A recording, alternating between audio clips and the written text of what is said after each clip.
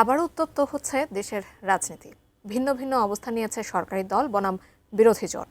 সংসদের সমাধান না হলে ঈদের পরেই রাজপথে নামার হুঁশিয়ারি দিয়েছে জামায়াতে ইসলামী, এনসিপি সহ জোট।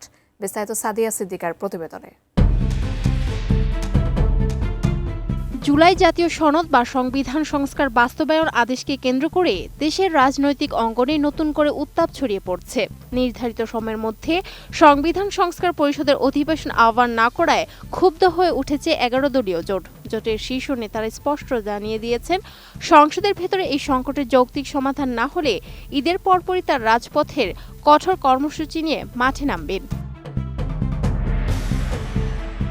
নির্ভরযোগ্য সূত্র নিশ্চিত করেছে, আগামী 28 মার্চ সংসদ অধিবেশনে যদি সংস্কার পরিষদের বিষয়ে কোনো ইতিবাচক সিদ্ধান্ত না আসে, তবে ওই রাতে বৈঠকে বসে আন্দোলনের চূড়ান্ত ছক কষবে জোটের liaison committee.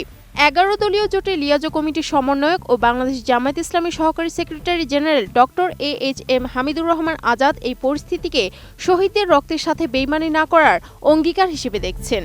Nova LED TV, ঝকঝকে ছবি, নিখুঁত শব্দ, 5 বছরের ওয়ারেন্টি। নোভা মানে সঠিক মান, নিশ্চিত সেবা।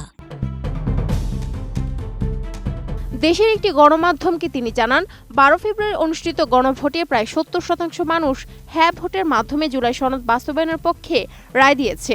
সরকার ও বিরোধী দল উভয়ই এই সনদে স্বাক্ষর করলেও এখন বাস্তবায়নে গড়িমসি করা হচ্ছে। হামিদুর রহমান আজাদের মতে, 28 মার্চ সংসদ অধিবেশন পুনরায় বসলে তারা সরকারের সদিচ্ছা পর্যবেক্ষণ করবেন। সেখানে ব্যর্থ হলে রাজপথ ছাড়া আর কোনো বিকল্প থাকবে না। তিনি হুঁশিয়ারি দিয়ে বলেন, জুলাই সনদ বাস্তবায়ন না হলে দেশে পুনরায় ফ্যাসিবাদের উত্থান ঘটবে, যা তারা কোনোভাবে হতে দেবেন না।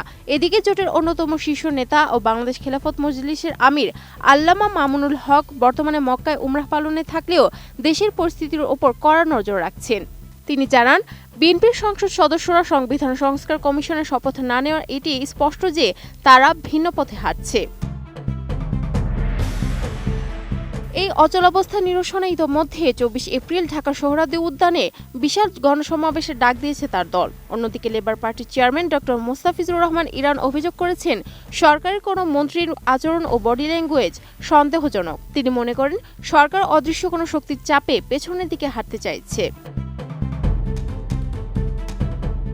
গত রোববার জাতীয় সংসদের বিরোধী দলীয় নেতা ও জামায়াতের আমির doctor Shafiqur Rahman point of অর্ডারে দাঁড়িয়ে গভীর উদ্বেগ প্রকাশ করেন। তিনি জানান, নির্বাচনী ফলাফল ঘোষণা 30 দিনের মধ্যে অধিবেশন ডাকার আইনি বাধ্যবাধকতা থাকলেও তা মানা হয়নি। যদি স্পিকারের অনুরোধে তারা নতুন করে নোটিশ দেওয়ার প্রস্তুতি নিচ্ছেন, তবে সংসদের ভেতরে স্বাভাবিক সমাধান না মিললে রাজপথই হবে তাদের চূড়ান্ত গন্তব্য। Sadia Siddika, ATN news.